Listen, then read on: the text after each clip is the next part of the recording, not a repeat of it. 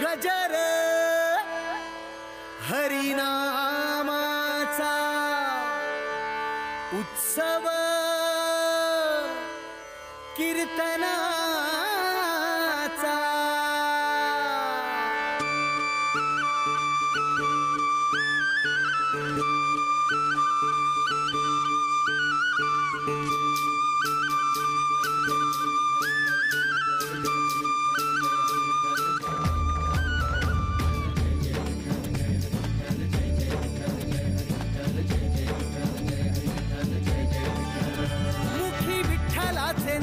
जाऊ देवाची ये द्वारी चढे कीर्तनाचा रंग घडे आनंदवारी आनंदवारी आनंदवारी आनंदवारी हो आनंदवारी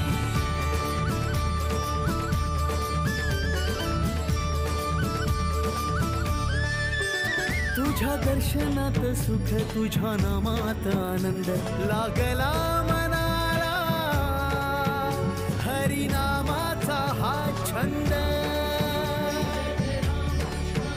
दूर झाला अंधकार उजळल्या दिशा चारी चढे कीर्तनाचा रंग घडे आनंदवारी आनंदवारी आनंदवारी आनंदवारी हो आनंदवारी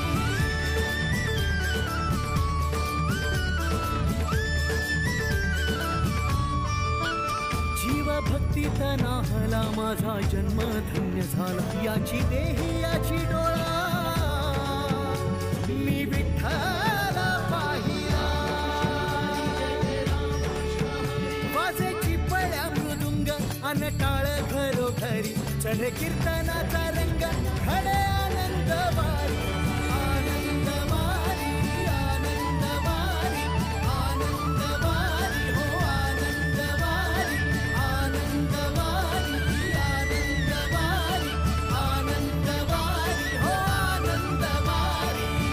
आनंदवारी उत्सव कीर्तनाचा.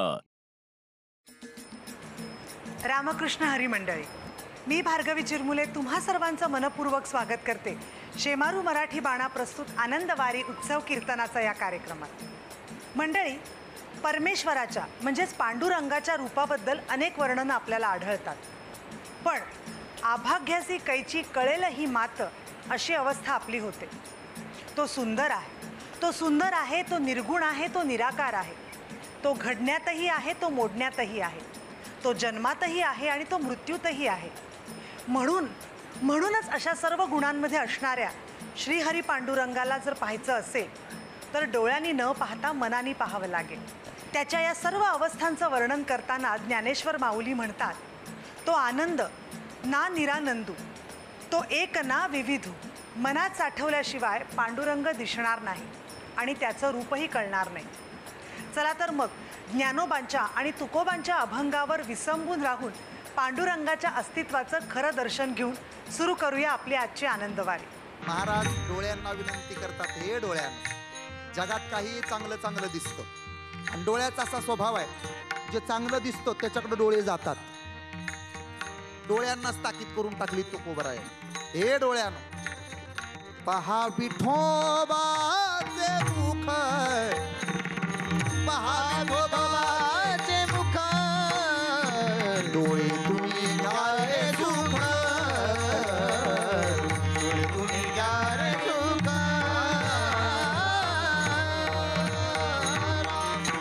डोळ्यांनी ऐकलं, पण नुसतं डोळ्यांवर थांबले नाहीत महाराज. वाचेला सांगितलं, घेई घेई गोड नाम, घेई घेई माझे वाचे. गोड आहे, कुणाचं नाव गोड आहे? देवाचं नाव गोड आहे. गोड नाम विठोबाचे. महाराज, आता त्याचं नाम आम्ही वाचन घेतलं, काळ सार्थकी लागणार का? लागणार आहे, पण अजून एक करा. तुकोबरा या कानाला सांगतात, तुम्ही ऐका रे कान माझ्या मेवण्याचे गुण. बरोबर आहे का हो? अजिबात नाही. हा, तुम्ही ऐका रे कान माझ्या विठोबाचे. जगद्गुरु तुकोबराया सगळी नाती देवाशी जोडतात. विठ्ठल बहीण बंधू चुलता, विठ्ठल सगळी नाती देवाशी जोडतात. महाराज, आम्हाला हे कळालं, पण एवढं केल्यानं एवढं केल्यानं आम्हाला सगळे नाती जगद्गुरु तुकोबराया देवाशी जोडतात. जगद्गुरु तुकोबराया सगळी नाती देवाशी जोडतात. मग एवढं केल्यानं आम्हाला देव भेटल, नक्की भेटल. आमचा काळ सार्थकी लागेल, नक्की लागेल. पण त्यासाठी एक नियम आहे. काय नियम आहे? नुसतं नामस्मरण करून, इथं आल्यानंतर फक्त त्याचं नामस्मरण करून किंवा त्याचे गुणगान इथल्या मंडपात ऐकून उपयोग नाही. मग त्याला अजून काहीतरी करावं लागतंय, तेव्हा काळ सार्थकी लागतोय. काय करावं लागतंय? पाऊलेची समान, पाऊलेची समान,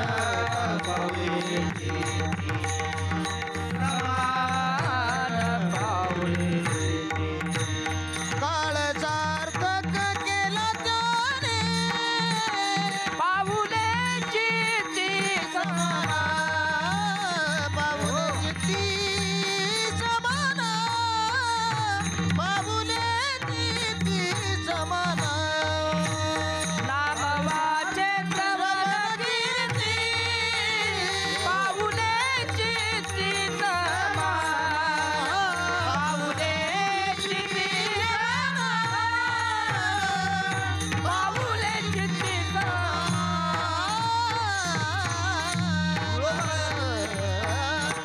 नामवाचे श्रवण कीर्ती अभंगाचं पहिलं चरण आहे. पाऊले चित्ती समान. संध्याकाळची वेळ, दिवस मावळला, अंधार पडायला लागला. भगवान श्रीकृष्ण समोरून चालत आले आणि रुक्मिणी मातेनं आईसाहेबांनी विचारलं, काय हो देवा, नेमकं दिवसभर कुठे असता? आम्ही अष्टनायिका शेजारी आहोत, तुम्ही आम्हाला दिसत नाही. नेमकं कुठं जाता? नेमकं कुठं फिरायला जाता ते सांगा. मी दिवसभर राधेबरोबर होतो. रुक्मिणी आईसाहेब म्हटलं, हे आम्हाला माहिती होतं, तुम्ही राधेबरोबर होता म्हणून तर तुम्हाला विचारलं कुठे होता. या अष्टनायिकांची संध्याकाळी मीटिंग झाली. त्या अष्टनायिका भगवान श्रीकृष्णाला म्हणाल्या, आमचं जरा राधेकडं काम आहे, उद्या संध्याकाळी जरा राधेला इकडं बोलवाल का? देव म्हटले ठीक आहे. देवानं राधेला निरोप दिला, राधा घरी आली. तसं रुक्मिणी आईसाहेब, तशा सगळ्या अष्टनायिका यांनी गरम दूध बनवलं, गरम दूध, उकळतं दूध, आणि ते राधेला प्यायला दिलं. यांना असं वाटत होतं, राधा जर काही दूध प्याली ना तर अर्थात तिला भाजणार आहे, तिला वेदना होणार आहेत आणि त्यानंतर ती कृष्णाच्या जवळ सुद्धा यायची नाही. पण खरं सांगू का, राधेसारखा परमार्थ या जगात कोणीच केला नाही. दादा हो, राधा हा शब्द कधीतरी उलटा वाचा. राधा हा शब्द उलटा वाचल्यानंतर शब्द तयार होतोय धारा. परमार्थ करत असताना ज्याच्या डोळ्याला, जिच्या डोळ्याला लागत होत्या धारा, तिचं नाव राधा. ही राधा परमार्थ करत होती. राधा परमार्थ करत होती. राधेनं दूध पिऊन टाकलं, पण राधेला वेदना झाल्या नाहीत. जरा वेळानं भगवान श्रीकृष्ण घरी आले.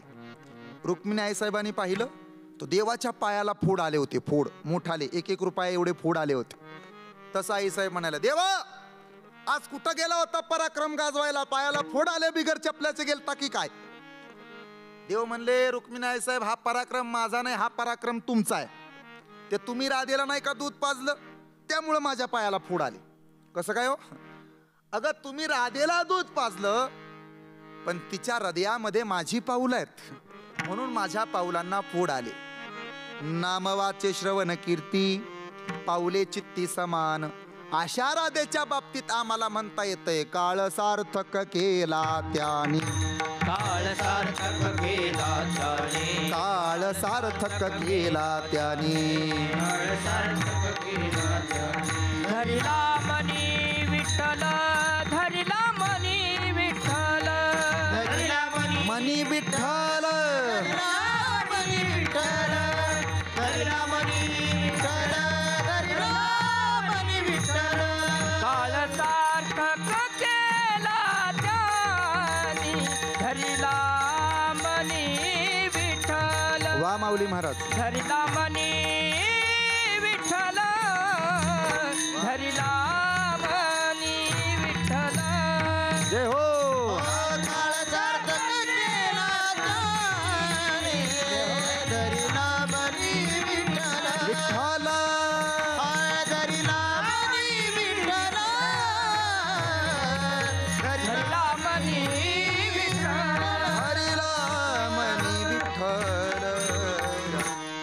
सार्थक केला त्यांनी महाराज.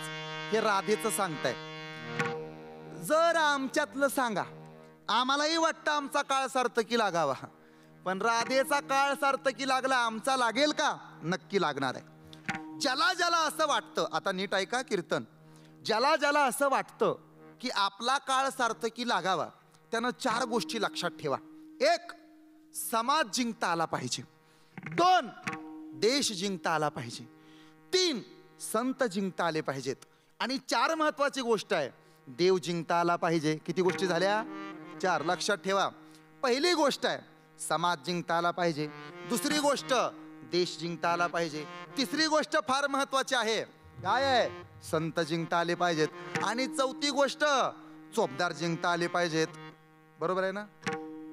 माणसं तरी पण होयच म्हणतायत, आहे की नाही? देव जिंकता आला पाहिजे. नीट ऐका, देश जिंकता यावा तसा समाज जिंकता यावा. महाराज, समाज जिंकणं काय सोपं आहे का? समाज जिंकणं किती कठीण आहे. प्रकाराचे 3 तुका म्हणे केले जन.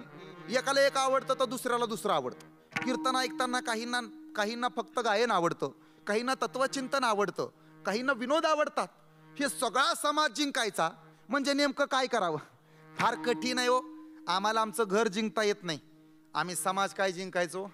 घर जिंकायला शिकलं तर समाज जिंकता येईल ना. निर्जीव दगडा मातीची भिंत तयार होते. ही भिंत तयार होत असताना कधी तिच्याकडे बघत जा. 4 विटा एकत्र आल्या की भिंत तयार होते. 4 भिंती एकत्र आल्या की एक घर तयार होतं. 4 घरं एकत्र आली की वस्ती तयार होते. 4 वस्त्या एकत्र आल्या की गाव तयार होते. 4 गावं एकत्र आली की तालुका. 4 तालुके एकत्र आले की जिल्हा. 4 जिल्हे एकत्र आले की राज्य. काही राज्य एकत्र आली की देश तयार होतो. काही देश एकत्र आले ना की उभं जग जोडलं जाते. अरे दादा, जर निर्जीव गोष्टींनी जोडल्या जाते हे जग, तर आम्ही तर जिवंत हाडामासाची माणसं आहोत. आमच्याकडून का जग जिंकता येणार नाही? कोण म्हणतं जग जिंकता येत नाही? समाज जिंकता येतो. हे फार अवघड नाही, सोपं आहे. समाज जिंकता येतो. आणि समाज जिंकणाऱ्या माणसाला लोक लक्षात ठेवतात. समाज जिंकणाऱ्या व्यक्तीला लोक स्मरणात ठेवतात. समाज जिंकणाऱ्या संतांना लोक ध्यानात ठेवतात. मी जाहीरपणे तुम्हाला अगदी हे सांगून जाईन, आपल्या घरात आपल्या आजोबाचा फोटो असतो, आपल्या पंजोबाचा सुद्धा असतो, पण खापर पंजोबाचा फोटो नसतो ना? का असतो? एखाद्याच्या खिशात नसतोच ना. आजोबाचा फोटो, लक्ष्मण महाराज, माऊली महाराज, अभिजित महाराज, आजोबाचा फोटो असेल कदाचित. पंजोबाचा फोटो घरात आहे का हो? अभिजित महाराज, चोपदार तुमच्या घरात आहे का? रमेश महाराज तुमच्या घरात आहे का पंजोबाचा फोटो? आपर पंजोबाचा, खापर पंजोबाचा, टापर पंजोबाचा कुणाचाच नाही का? एकाचाही नाही. चला विनोद सोडा, आपला आजोबा किंवा पंजोबा किंवा खापर पंजोबा मरून गेलाय, त्याला अवघी काही वर्ष झाली, 5-50 वर्षापूर्वी तर तो मेला ना. 50 वर्षापूर्वी मेलेल्या पंजोबाचा फोटो आपल्या घरात नाही, पण 750 वर्षापूर्वी माझ्या माऊलींनी संजीवन समाधी घेतली, माऊलींचा फोटो आजही आमच्या घरात आहे. याचं कारण काय आहे? दादा, जी माणसं स्वार्थी असतात ना त्यांना जग ध्यानात ठेवत नाही, पण जी माणसं परमार्थी असतात ना त्यांना समाज ध्यानात ठेवतो. ज्याला समाज जिंकायचा आहे ना त्याच्याकडं सत्ता असली पाहिजे.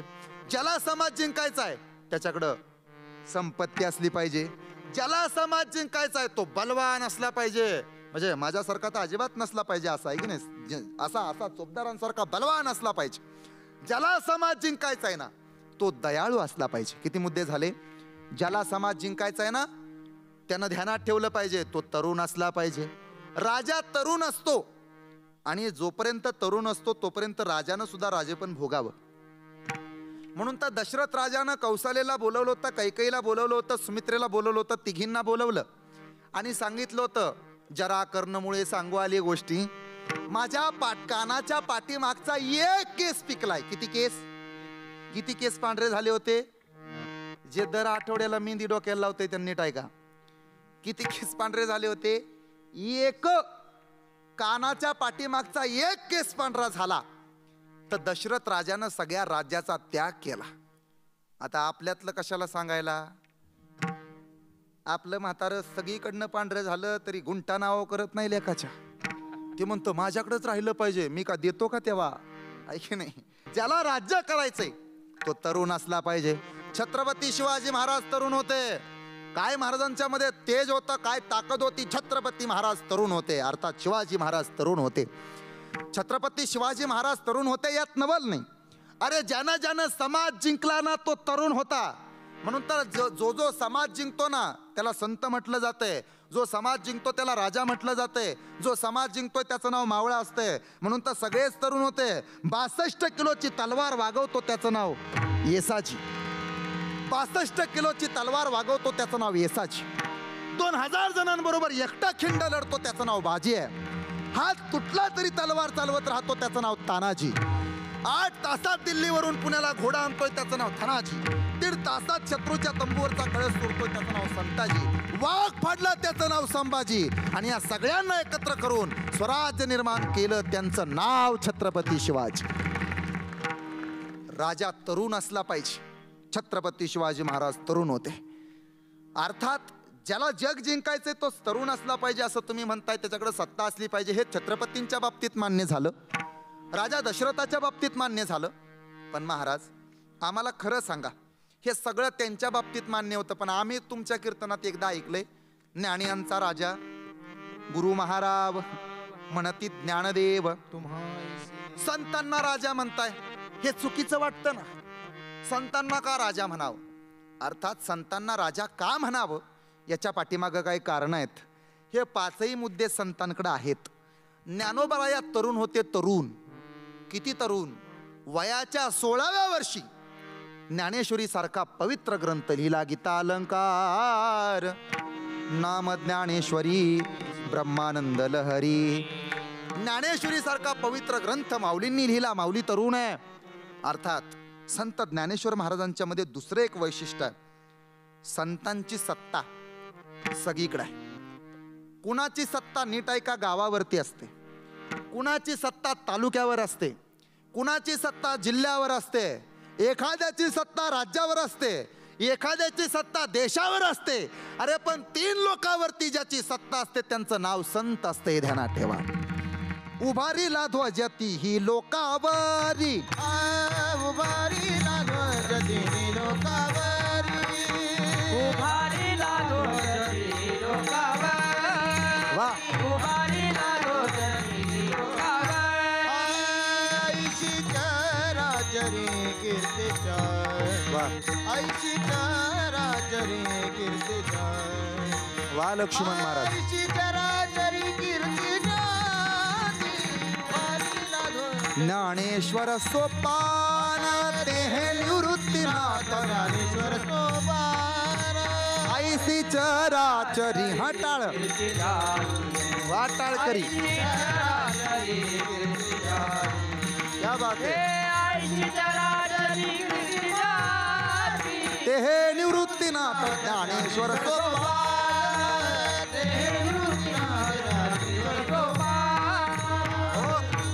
कोण म्हणतं संतांकडे सत्ता नाही? 3 लोकांवरती संतांची सत्ता आहे. उभारीला ध्वज तीही लोकावरी.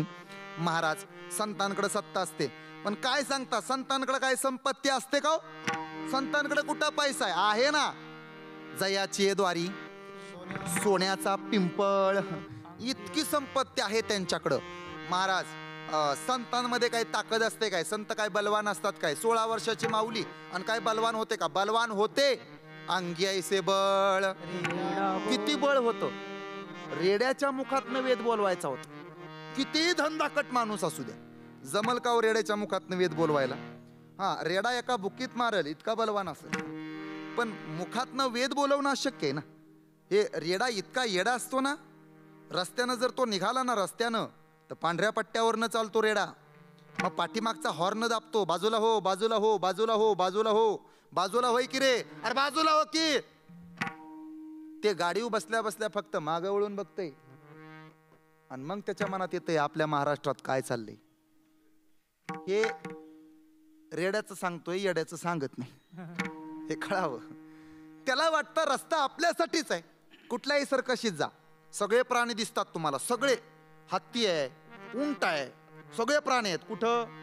सर्कशीत सगळे प्राणी आहेत. पण कधी कुणाला तिथं रिंग मास्टरनं रेडा आणलाय असं दिसलंय का? त्याला विचारा बरं का, ते स्वस्त माल असतो ते का आणत नाही? ते म्हणतं महाराज रेडा शिकून शिकून रिंग मास्टर येडा झाला तरी रेडा सुधरत नाही, त्यापेक्षा हा येडा रेडा तिकडच राहिलेला बरा म्हणून त्याला आणत नाही.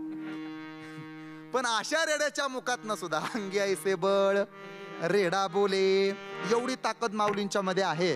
आणि माऊली दयाळू किती आहेत, दयाळू किती आहेत, दयाळू किती आहेत, कृपाळू उदार.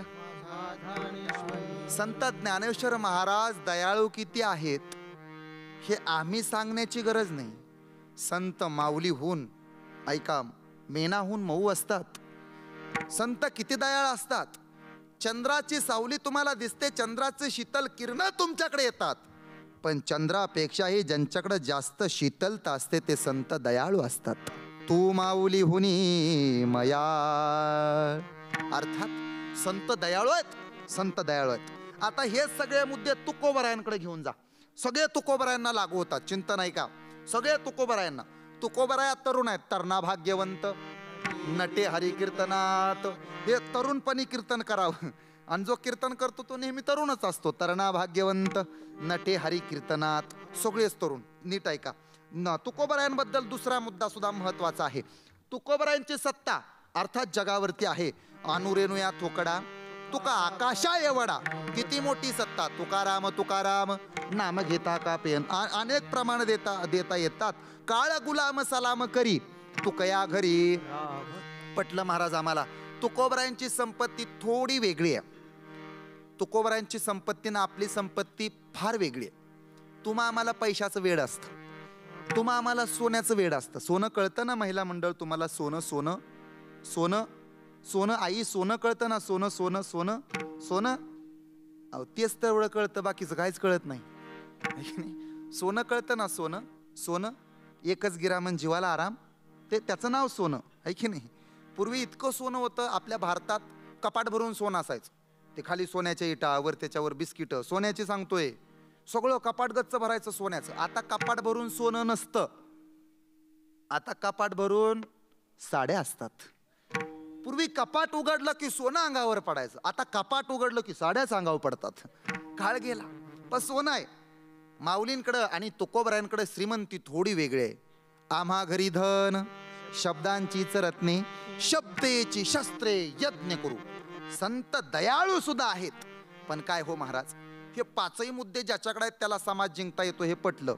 आणि ज्यांना समाज जिंकला त्याच्या बाबतीत आम्हाला म्हणावं लागतं, काळ सार्थक केला त्यानी धरिला मनी विठ्ठल. मग तो पांडुरंग परमात्मा विठ्ठल मनात धरायचा कसा? एक, ज्या देशात जन्माला आलो तो देश जिंकायचा. ज्या संतांनी नामस्मरणाचा वसा दिला ते नाम आम्ही घ्यायचं. या नामचिंतनाच्या रूपानं अवघा समाज जिंकायचा. आणि हे तीनही मुद्दे ज्याच्या नावानं जिंकायचे ना त्याचं प्रेमानं भजन करायचं. विठोबा रखुमाई, हातवर, टाळी टाळी टाळी, एक टाळी मनापासून.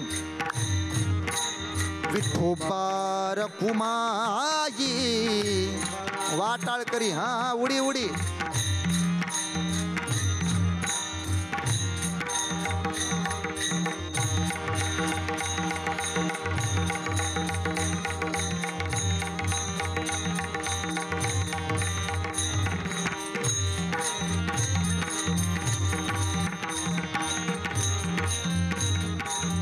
पुंडली कवरदे हरी विठ्ठल श्री ज्ञानदेव पंढरीनाथ भगवान की. माऊली ज्ञानेश्वर जगद्गुरु तुकाराम महाराज की जय. विठोबा रखुमाई, विठोबा रखुमाई, जय जय जय जय विठोबा रखुमाई, जय जय जय जय विठोबा रखुमाई. रखुमाई काळ सार्थक केला त्यांनी धरिला मनी विठ्ठल.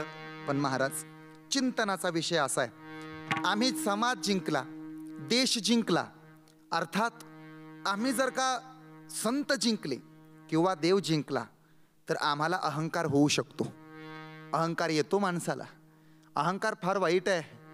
अहंकार येत असतोय, मग आलेला अहंकार जातो कशानं? त्याचं नाव आहे कीर्तन. अहंकार जातो. जगद्गुरु तुकोबराया तर फार परकड भाषा वापरतात. थुंको नियामान दंभ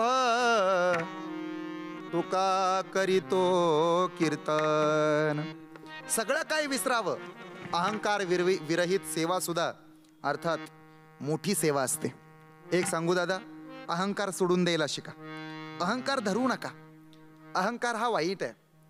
एक कावळा, त्या कावळ्याच्या चोचीमध्ये मांसाचा तुकडा घेऊन तो धावत होता. अर्थात काही वरती उडण्याचा तो प्रयत्न करत होता. त्याच्या चोचीमध्ये मांसाचा तुकडा होता.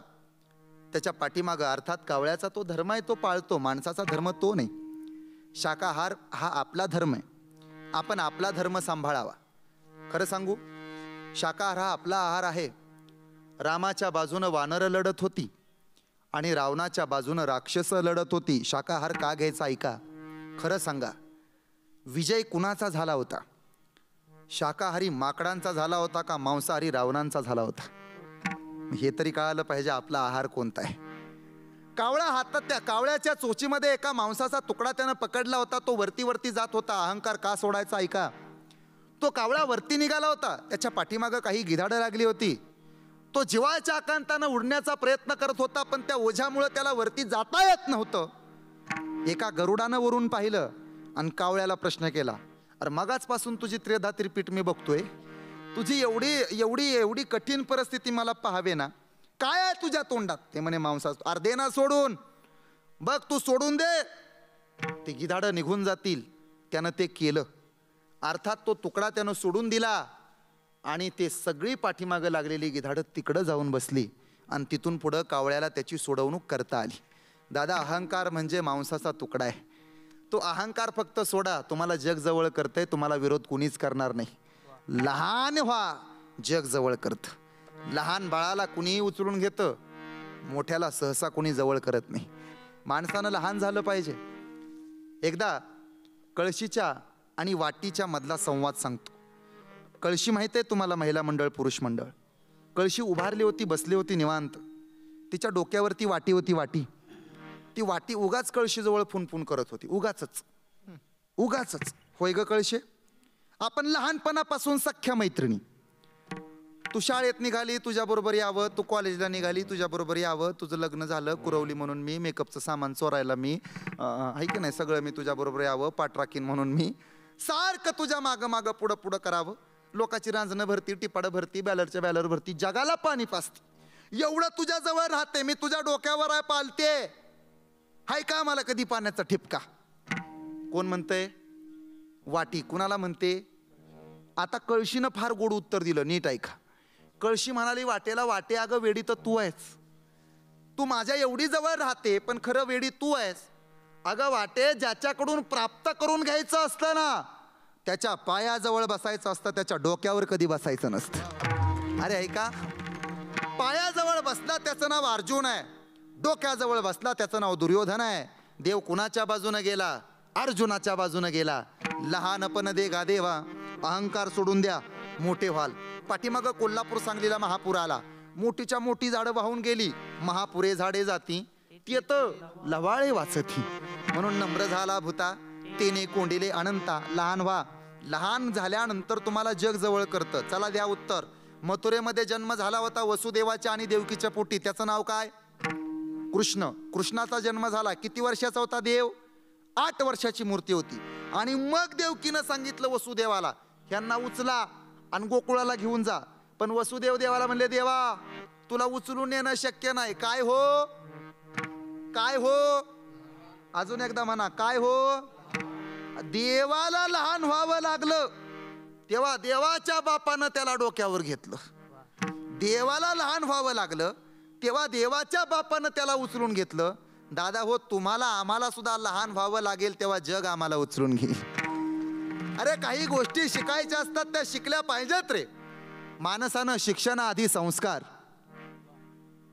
व्यापाराआधी व्यवहार आणि देवाआधी मायबाप सांभाळायला शिकावं. देव घराला येऊन राहतो, ध्यानात ठेवा.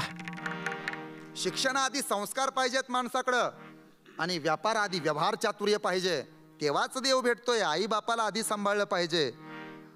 आई बाप जिवंत असता नाही केली तू सेवा, मेल्यावरती कशाला म्हणतोस देवा देवा. म्हातारपणी त्या आई बापाला यावसी भीक मागाया, काया जिजवून तुझ्या शिरावर धरली सुखाची छाया रे वेड्या, मिळणार नाही पुन्हा आई बापाची माया, मिळणार नाही पुन्हा आई बापाची माया. महाराज हे आम्हाला सगळं कळतंय. अहंकार टाकून द्यायला शिका. लहान व्हा, देव जवळ करतोय. पण कधी कधी अहंकार येतो, त्याची काही सूत्रवत कारण आहेत. संग दोष, संग महात्म्य, संग ठरलेला. संग केला, संग दोष होतो, संग महात्म्य कळावं लागते.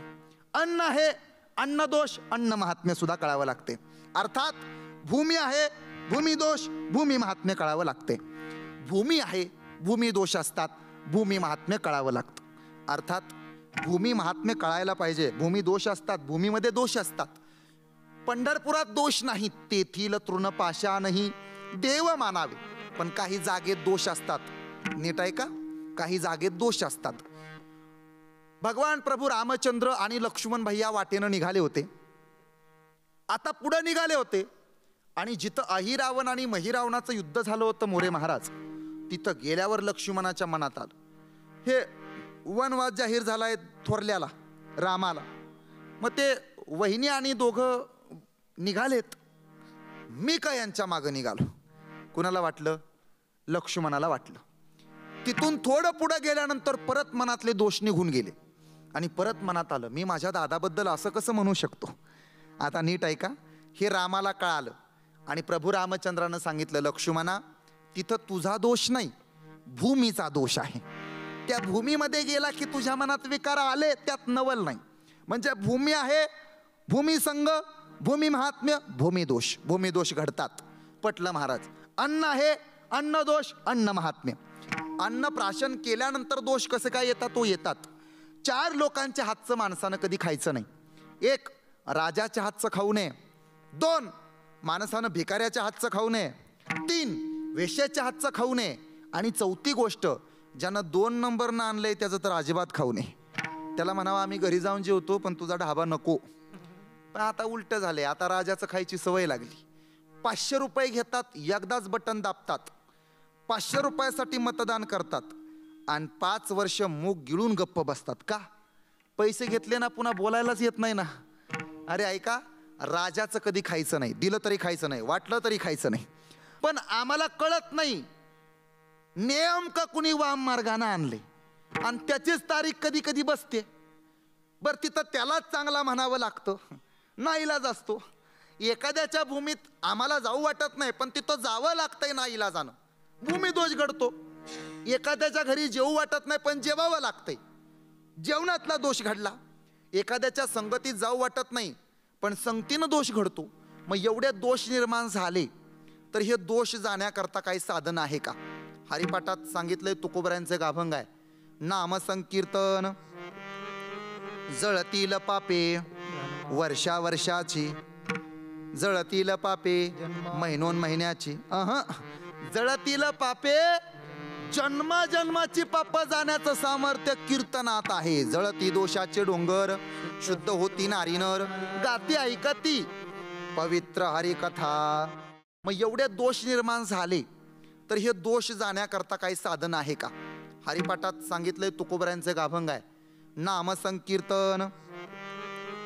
जळतील पापे वर्षा वर्षाची, जळतील पापे महिनोन महिन्याची, जळतील पापे जन्माजन्माची पाप जाण्याचं सामर्थ्य कीर्तनात आहे. जळती दोषाचे डोंगर, शुद्ध होती नारी नर, गाती ऐकती पवित्र हरिकथा. महाराज आम्हाला कळालं. आता इथून पुढं आम्ही कीर्तन ऐकू, पण कीर्तनाचा महिमा एवढा आहे का? म्हणून तर कीर्तनाचा समारंभ निर्दंब सर्वदा. पण महाराज आम्ही आमच्या वाचेनं नामस्मरण केलं, देवाचं गुणगान कानानं ऐकलं, आम्ही समजा अगदी सगळं केलं तुम्ही म्हणताय तसं, देवाची पावलं चित्तात साठवली. 4थी गोष्ट देवाला मनात साठवलं. 5वी गोष्ट आमच्या मनातला दंभ काढून टाकला. एवढं सगळं केल्यानंतर निळोबा राया आम्हाला काहीतरी फायदा पाहिजे ना. अलीकडं फायद्याशिवाय कुणीही काही करत नाही. फायदा लागतो पण फायदाच पाहिजे ना. तर एक करा, जन्मोनी संसारी झालो त्यांचा दास. टाळी वाजवा. झालो त्यांचा दास, माझा तो विश्वास, माझा तो विश्वास, माझा तो विश्वास. पांडुरंगी जन्मोजन्मी आम्ही बहु पुण्य केले, जन्मोजन्मी आम्ही. महाराज, देवावरती विश्वास ठेवा. पटला मला देवावरती सुद्धा विश्वास ठेवला, पण काय हो, त्याच्यावरती विश्वास ठेवल्यानंतर आम्हाला फायदा होईल का? फायदा आहे अभंगाचं शेवटचं चरण. रामाने स्वरूप सिद्धी, निळामने स्वरूप सिद्धी, निळामने स्वरूप सिद्धीरा, निळामने स्वरूप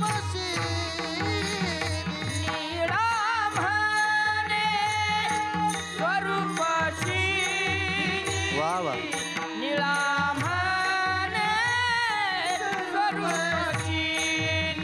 क्या बात है.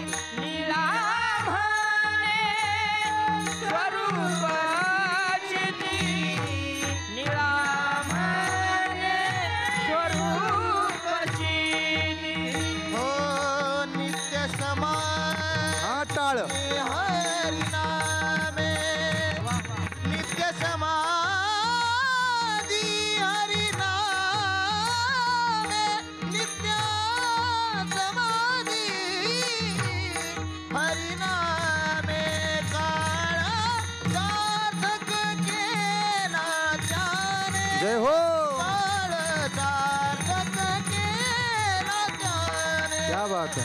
काळ सार्थक केला त्याने, काळ सार्थक केला त्याने. हा टाळ.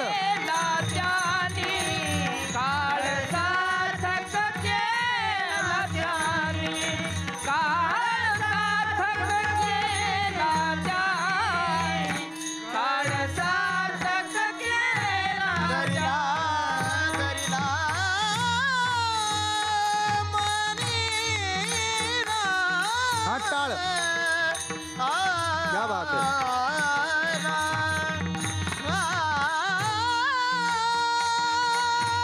वा तात्या.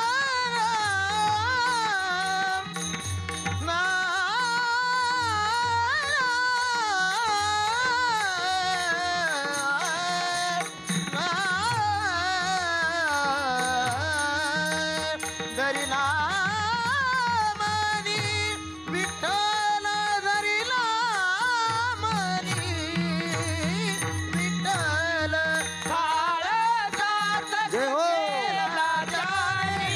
काळ सार्थक केला त्याने, काळ सार्थक केला त्याने, काळ सार्थक केला त्याने. ज्ञानेश्वर माऊले, ज्ञानराज माऊले तुकाराम. ज्ञानेश्वर माऊले, ज्ञानराज माऊले तुकाराम. माऊली ज्ञानेश्वर माऊली, ज्ञानराज माऊली तुकाराम. तुकाराम. निळा म्हणे स्वरूप सिद्धी, नित्य समाधी हरिकथा किंवा नित्य समाधी हरिनामी. काळ सार्थक केला त्यानी, धरिला मनी विठ्ठल. ज्यांना अभंग समजला नाही त्यांनी अजून एकदा ऐका. संत निळोबा राया या अभंगातून आपल्याला काही मुद्दे सांगतात. कोणते मुद्दे आहेत? तुम्हाला आयुष्यातला काळ सार्थकी लावायचा आहे ना, मग एक करा, वाचन नामस्मरण करा.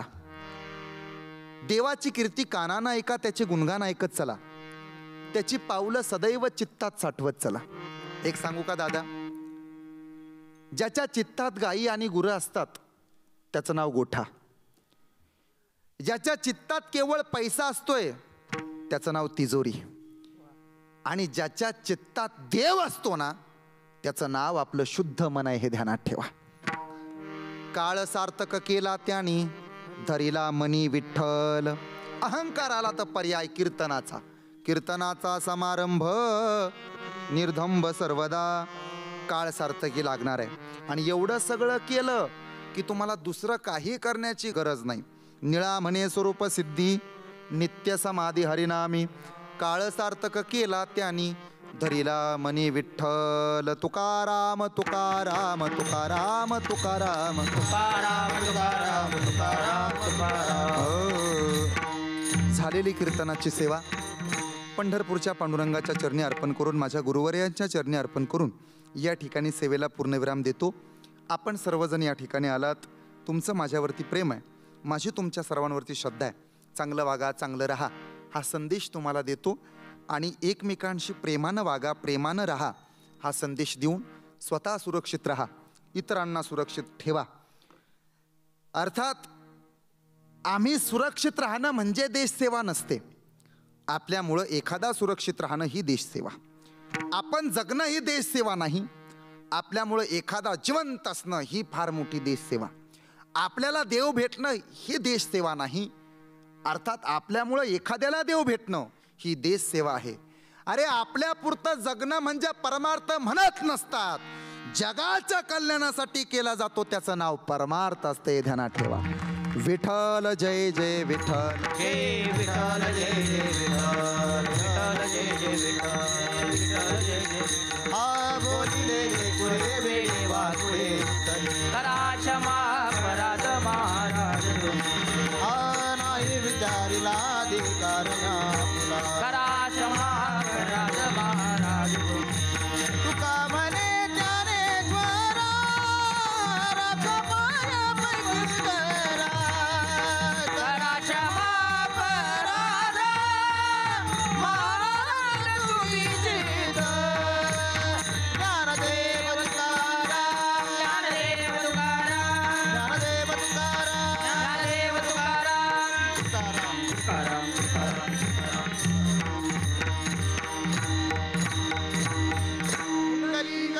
विठ्ठल श्री ज्ञानदेव तुकाराम, पंढरीनाथ भगवान की जय. माऊली ज्ञानेश्वर महाराज की जय. जगद्गुरु तुकाराम महाराज की जय. बोलो रे भाई सब संतान की जय. परमेश्वराचं शुद्ध निर्भेळ रूप आहे. जो स्वतःच्या अनुभवातून परमेश्वराला जाणून घेतो त्यालाच परमेश्वर किती सहज आणि सुलभ आहे हे लक्षात येतं. ही सुलभता आपल्या आचरणात आणण्यासाठी भेटूया पुढच्या भागात. तोपर्यंत रामकृष्ण हरी.